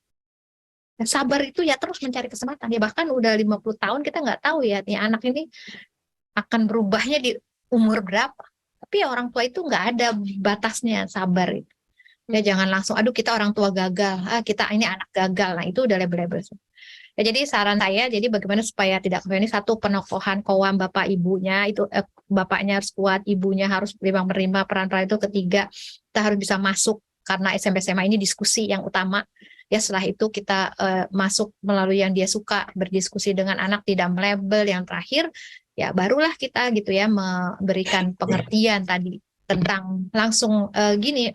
Kalau saya melihat gini, misalnya dari ini aja Teh Neneng, kan sekarang ada misalnya kemarin tuh kasus UNAS, dia tahu nggak gitu ya, anak-anak SMA kan tahu yang, nah bisa mulai percakapan dari situ kita, kamu tahu nggak kemarin, atau misalnya dia ngomong, nah disitulah perlunya ibunya juga paham dengan pemikiran ini, kayaknya gitu Teh Ya, Mas baik Febri ya. Masya Allah. Mungkin pada dasarnya anak-anak harus merasa aman, nyaman, dan dihargai. Dan itu dibangun dari usia kecil ketika mereka sudah terbiasa.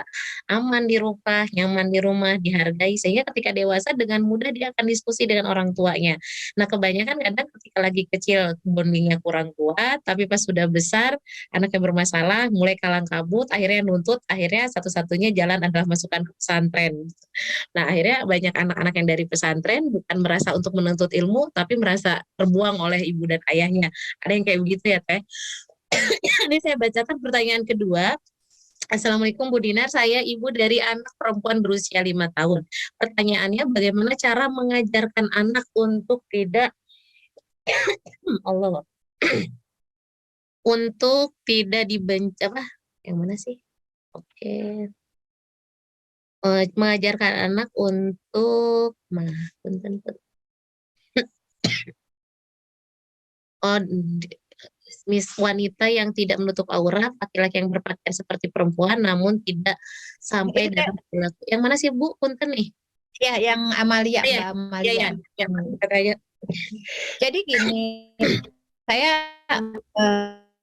memang ini kan anak-anak ya, kecuali di pesantren ya, sama anak saya juga IT juga gitu. Jadi diajarkan bahwa kan kita harus memakai ini, kalau ini tidak diitukan. Nah, memang ketika dia bermain, anak-anak ini kan masih polos ya. Dia memang akan mengeluarkan apa yang ada di isi kepalanya. Dia pasti ketika teman ngepec, kok kamu nggak pakai jilbab sih? Nanti kamu dosa loh. Nah itu kan itu udah spontan, itu banyak terjadi, dan sama orang-orang yang memang dia tidak paham gitu ya, dianggap itu ujaran kebencian.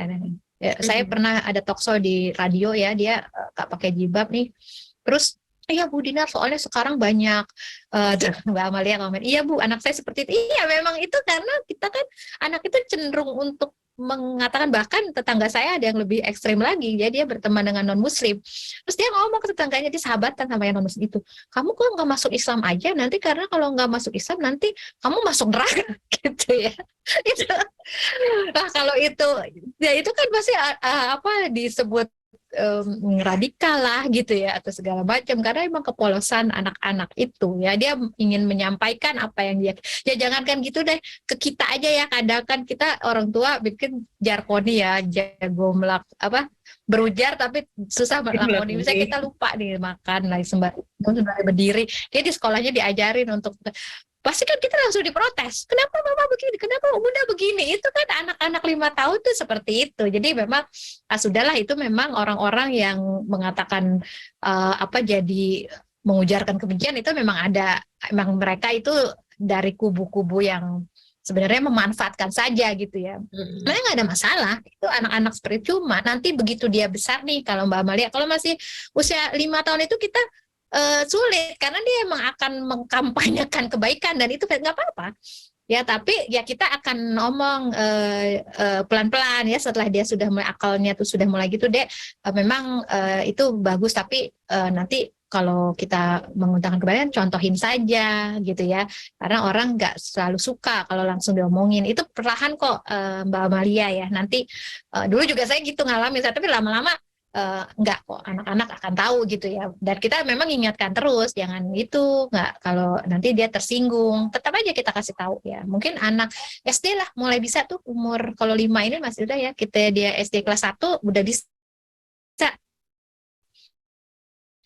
dia berempati dengan temannya, kayaknya gitu. Jadi kalau masih ya Bu ya, bukan nanti setelah SD baru kita ya itu akan menjadi sesuatu yang aneh kalau kita justru anak kita nggak seperti itu gitu ya, berarti kita nggak diajarin, anak itu nggak diajarin nilai-nilai kebaikan gitu. Tapi insya Allah nanti 7 ya kelas 1 kelas 2 tuh bisa tuh Mbak Amalia ya, mulai dikasih pengertian untuk Intinya fitrahnya anak-anak memang senang dengan kebaikan dan setiap kebaikan Sampaikan, ingin betul. disampaikan ya. Akan disampaikan. Ya, nah, Iya, paling nanti mulai prosesnya adalah bagaimana cara menyampaikan. Kalau mungkin kalau bahasa kerennya adab sampaikannya. ya, adab Iya, menyampaikan. ada. Ya, saya Betul, juga pernah betul. pernah Nanti mendengar, ada. pernah mendengar bahwa baiknya memang adab itu salah satu yang paling ini apa yang harus dilakukan oleh para ibu, mengajarkan adab itu dari ibu, mengajarkan akidah itu baiknya dari ayah. Karena memang akidah kan memang ada harus kekeh, harus kuat dan itu biasanya ada sosok di ayah dan kalau adab itu kan berulang-ulang ya. Kita ngajarin minum sambil duduk aja bisa 1000 kali dalam berhari-hari itu aja masih sampai udah usia besar aja kadang masih berdiri dan itu proses banget. Ya tadi kata Bu Dinar bilang mesti sabar ya Bu. Ah, sabar deh ya. Ya, Masya Allah. Ya kalau ada lagi yang mau bertanya di chat atau mungkin langsung juga mangga silahkan.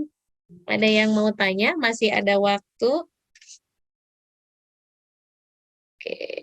Oh, nih. Ada ini Bu Dinar nih yang ke saya WA. Ini kasusnya adalah ketika seorang istri, mohon maaf, awalnya diberikan kesempatan sama pasangannya untuk potensi istri nih bagus nih, akhirnya dikasih kesempatan untuk menjadi hebat. Tetapi di tengah jalan kejumawaan seorang istri itu jadi melebihi mungkin kalau Bu Dina tadi bilang koam ya atau pemimpinan. Nah, lama-lama si istri ini malah merasa bahwa aku hebat, lebih hebat dan lebih apakah itu juga termasuk feminis nih, Bu? Atau gimana, Bu? Iya, iya makanya ekses-ekses feminisme ini kan bisa sangat halus ya. Tadi dia dengan berkaca bahwa saya berdakwah juga gitu ya, saya adalah berhak gitu ya berperan publik. Ya akhirnya dia tidak sadar bahwa itu adalah peran laki-laki ya yang memberi kita kesempatan ya. Kalau laki-lakinya memberikan peran itu karena memang umat membutuhkan dia itu bagus sekali ya, itu justru harus diapresiasi ya laki-laki seperti itu karena nggak banyak juga laki-laki yang memberikan kesempatan padahal itu emang perempuannya kan punya ilmu buat masyarakat ya, dia ada amanah ilmu. Justru kita harus support sekarang laki-laki yang seperti itu ya. Saya juga cerita kata nenek tahu, saya juga nggak bisa begini kalau nggak ada support dari suami gitu ya. Artinya yang memberikan bahwa dan suami itu niatnya apa supaya saya ketularan pahalanya gitu karena istri saya punya satu ilmu yang bisa di-share sama masyarakat gitu. Nah itu justru harusnya sang istri ya itu lebih melihat apresiasi kepada sang suami ya, bukan malah tadi merasa lebih unggul gitu ya atau merasa lebih hebat atau malah menyepelekan suaminya bahwa dianggap tidak bisa seperti dirinya. Ya itu betul ada mungkin bukan dia seorang feminis bukan, tapi dia terpengaruh gitu ya dengan cara-cara pandang feminisme itu. Jadi apalagi kalau ini dalam hal berkarir. Tadi kalau berkarir mah udah jelas gitu ya. Kalau dia ngototnya itu terkait hal-hal yang terkait dengan materi gitu ya, berkarir tadi mencari nafkah, ya itu sih udah jelas banget. Itu pasti terpengaruh feminisme. Kalau yang saya bicarakan ini ketika support suami adalah dalam berdakwah.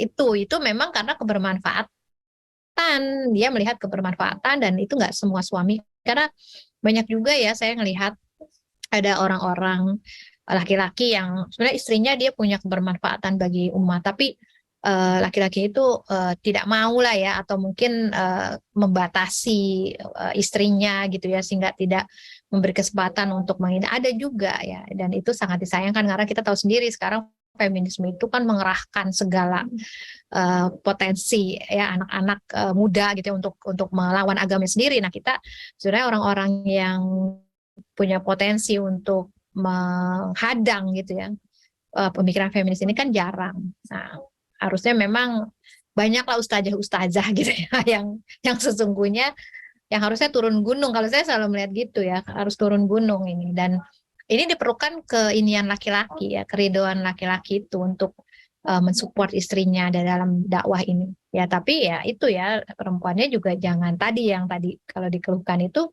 malah justru merasa superior, mentang-mentang dia lebih mungkin lebih ngetop nanti dari lebih banyak ininya diterima gitu ya, dan malah menyepelekan laki-lakinya yang justru sebenarnya dia berkontribusi besar kepada dakwah gitu. Hanya dengan mengizinkan itu sudah memiliki kontribusi seperti itu Teh. Baik. Satu lagi Bu Dinar, ini ada yang bertanya bagaimana seharusnya pembagian jam gadget atau screen time terhadap anak sesuai usianya. Nah, ini mungkin Teh Neneng yang lebih jago kali ya. Cuma kalau menurut saya ini kita atur sesuai dengan ini Bu. Karena gini, kemarin itu kita kan COVID ya, siapa yang sangka ya anak-anak itu harus apalagi saya punya anak umur berapa waktu itu, TK. Itu harus udah TK online, bayangin. Yang sebenarnya itu harusnya jangan terlalu berinteraksi dengan gadget, terpaksa karena semua itu di gadget ya, semua aplikasi dia udah mengenal banyak dan dia akhirnya canggih banget gitu. Nah itu kan ini ada efek-efek dari pandemi ini yang kita juga tidak bisa melepaskan anak-anak dari gadget. Nah memang ini harus bijaksana, artinya kita udah nggak mungkin, artinya dengan dunia yang udah seperti ini kita tidak mungkin melarang, ya itu tidak mungkin melarang. Karena tugas-tugas sekolah ya, apalagi kita memang catch up dengan teknologi itu penting. Tapi yang bisa kita lihat benar Mbak itu mengatur tadi, Mbak itu mengatur. Nah pengaturan ini bagaimana? Pengaturan ini memang tiap anak itu berbeda. Nah kita lihat dari ini harus jadi saya nggak bisa ngasih tips yang secara umum lah ya, karena tadi itu efek ada COVID, anak-anak harus, kalau misalnya nggak ada COVID mah sebenarnya anak TK itu nyaman, jangan dulu dikasih ya. Sebenarnya kan anak saya udah kuliah, anak-anak itu nggak ngalamin waktu kecil ya, dari tahu nggak ngalamin tuh mereka kecil dengan gadget karena emang zaman mereka nggak ada. Tunggu saya SMP itu mereka free ya, jadi sekarang pun mereka ketika punya gadget itu bijaksana. Ya, karena zaman, tapi kan anak-anak yang di sini mungkin mbak-mbak di sini anaknya masih kecil-kecil, yang tiba-tiba kena COVID yang harus beradaptasi langsung, maksudnya langsung menggunakan gadget ya sebagai salah satu media pembelajaran. Nah ini memang cara-caranya nanti perlu dipikirkan lah, gimana caranya pengaturan waktu, pengaturan, kan sekarang ada juga mode kids ya. Dan kalau bisa, kalau saya itu anak itu kan pakai itu kita nih, pakai account kita. Nah di situ kan kelacak tuh Teh Neneng. Ya. Jadi jangan dia bikin itu sendiri. Kalau yang udah bikin sendiri kita nggak bisa ngelihat. Kalau dia pakai gadget kita, terus pakai account kita kan kita bisa ngelihat historinya itu. Nih anak itu ngebuka apa aja kelihatan. Nah itu aja. Ya, ketika kita ngelihat dia udah masuk yang itu, kita tanyain dia buka atau memang kebuka. Karena hati-hati kalau kita modenya bukan mode yang safe, ya itu bisa kebuka hal-hal yang dia nggak buka sebenarnya, tapi itu bahaya.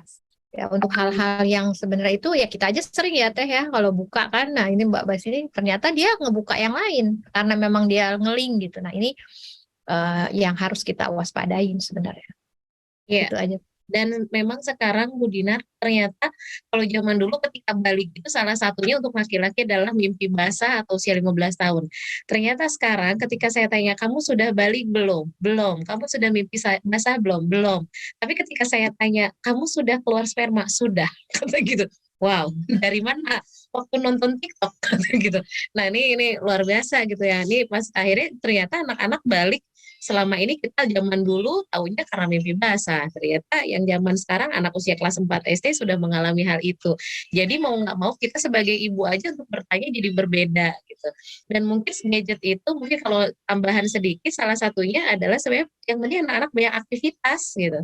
Nah jangan sampai nggak boleh main gadget tapi nggak diberikan aktivitas sehingga bosan. Kadang apalagi kalau ibunya itu yang tipe rapi gitu, anak mau main berantakan sebelah sini langsung ngomel, ke sini langsung mau keluar nggak boleh, akhirnya mau nggak mau ya di depan ini. Sebenarnya kita maksudnya sebagai ibu yang memang harus memberikan, apalagi kalau saya kan kebetulan anaknya ABK gitu ya Teh, itu kalau dikasih gadget masalahnya lebih luar biasa. Jadi alhamdulillah halaman besar, jadi dikasih kesempatan untuk main sepeda, main bola, udah seperti zaman dulu saya.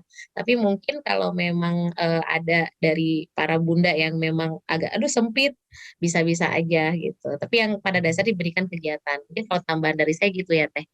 Baik Teteh. Ya, betul-betul. Jadi memang kegiatan itu untuk menghentikan gadget ya. Tapi jangan juga gini Teh, saya melihat ya, tambah kegiatan, tambah les. Oh, itu nah. Ya padahal kan kegiatan itu bisa dengan orang tuanya, ya aktivitas. Jadi jangan dia malah disuntrungin kalau orang Sunda gitu ya. Untuk Ya. les ini dari ini supaya nggak main gadget, iya. Tapi dia juga udah Jadi kayak tidak. jadwalnya tuh udah kayak apa pengacara gitu ngelebihin ibunya sendiri. Nah itu juga menurut saya kurang pas. Jadi ketika dia pengen menghentikan gadget, memang komitmen orang tuanya ini untuk mendampingi. Ya, artinya mendampingi aktivitas-aktivitas yang sebenarnya akan mengalihkan dia dari gadget. Jadi jangan serahin kepada atau misalnya serahkan kepada institusi atau orang lain gitu ya untuk mengalihkan. Nah, itu juga kurang bijaksana menurut saya. Oh, Teteh, punten ada satu lagi nih Teh. Silakan. Assalamualaikum Bu Dinar, izin bertanya, saya seorang mahasiswi apabila ketika di pertengahan studi kami ada yang meminta untuk dijadikan apa Teh? Nih, saya nggak bisa ke bawah ya nih Teh, punten. Ya, jadikan seorang istri ya?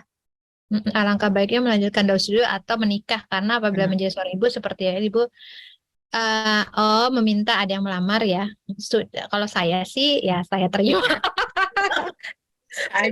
Aduh, gini, maksudnya gini, kalau udah sesuai kriteria, walaupun masih sekolah, maksudnya di kuliah ya, bukan beda dengan anak SMA. Ya udah gitu ya. Kenapa? Karena belum tentu ketemu lagi yang ini. Dan saya suka begini Teh, kalau orang yang alasannya ya, jadi yang ini alasannya, ntar saya nggak bisa ngajuin kuliah, sekolah kalau itu, wah itu sih berarti eh, dia belum tahu gitu ya. Karena nanti itu akan terjadi kalau misalnya S2 aja, itu kan udah punya anak. S3 itu ntar punya anak, itu sudah biasa lah orang Islam itu ya para muslimah itu ketika sekolah ketika itu gendong-gendong anak sembari nyusuin itu mengalami lah ya saya juga mengalami jadi kalau ada yang pertengahan jalan bukan pertimbangannya bukan ini benar nggak ini laki-laki ini bisa jadi koma benar nggak laki-laki ini sudah sesuai dengan kriteria Islam itu aja kalau sudah ya sudah terima karena kan sebenarnya akil balik itu sudah bisa menikah ya. Nah, urusan studi bisa justru kan kita punya teman.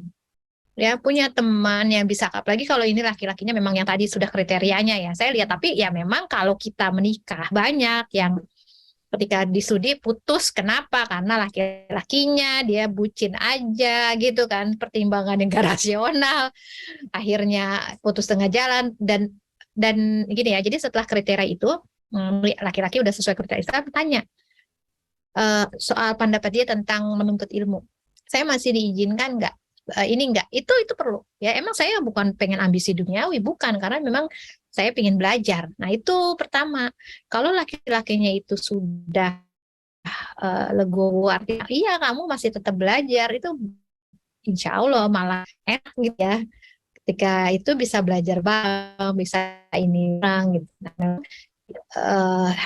saya juga nggak bisa secara maksudnya gini secara umum bahwa ini ya langsung terima aja tapi tanpa pertimbangan yang tadi. Jadi terima kalau gitu, tolak kalau gitu. Ya kalau tolak kalau tadi ya dia belum memenuhi kriteria terus sudah gitu laga-laganya ini nggak akan mengizinkan kita sekolah atau mungkin nanti dia akan egois gitu ya nggak akan bisa jadi kaum yang baik ya udah tolak aja dulu gitu. Artinya ini menolaknya bukan karena kamu lagi sekolah tapi karena memang ini bukan sesuai kriteria saya jadi nggak ada ininya lah ya nggak ada ya umur 35 tahun pun kalau ada yang ngelamar ternyata memang bermasalah orangnya ya kita tolak juga ya walaupun jadi ini nggak ada kaitan begitu kita udah akil balik apalagi udah selesai SMA misalnya ya itu sebenarnya sudah penolakan dan penerimaan lebih kepada kriteria laki-lakinya gitu karena insya Allah perempuan mah bisa lah sekolah sembari berumah tangga hampir semua perempuan sampai S3 sama anak kecil ya Bu. Iya betul. Ya emang nggak mudah, tapi kalau itu jangan dianggap mudah gitu ya. Itu nanti ada mana. Tapi kalau kita prioritas tadi gampang. Mana yang menjadi priority itu gak mudah. Kan kita nggak akan juga ngotot-ngotot amat gitu ya. Sampai melupakan tugas yang utama misalnya. Ya gitu kali Teh. Ya. Baik. Nah, ini maksudnya gini ya, karena apabila menjadi ibu kan seperti kita nama mungkin ya nanti yang jadi pertimbangan kan ketika udah nikah hamil gitu kali ya ketakutannya. Nah, setelah hamil kan mungkin dia nggak bisa harus cuti ya itu betul itu kita mengukur diri aja Mbak Nisrina. Jadi kalau kita mungkin merasa itu berat ya karena terkait anak ya mungkin ditunda dulu sampai kita lulus toh kan nggak lama itu bisa. Tapi kalau kita merasa ya justru ini support ya udah kalau cuti harus cuti kuliah karena hamil atau karena menyusui ya sudah gitu ya. Saya akan terima cuti itu ya nggak apa-apa menikah juga nggak apa-apa. Jadi ini sebenarnya case per case. Lihat dari kemampuan diri kita juga. Menolak juga nggak apa-apa kalau misalnya ya tadi ya kalau udah hamil Bu nanti kalau saya sendiri sih nggak apa-apa tapi ketika punya anak saya jadi terbengkalai gara-gara belum bisa mengatur waktu. Ya nggak apa-apa menolak karena alasan itu juga dibenarkan ya karena kita mengerti kemampuan diri kita gitu. Walaupun sih kalau saya melihatnya apalagi sudah kuliah gitu ya ini udah ketemu yang cocok nih bisa diatur bisa aja.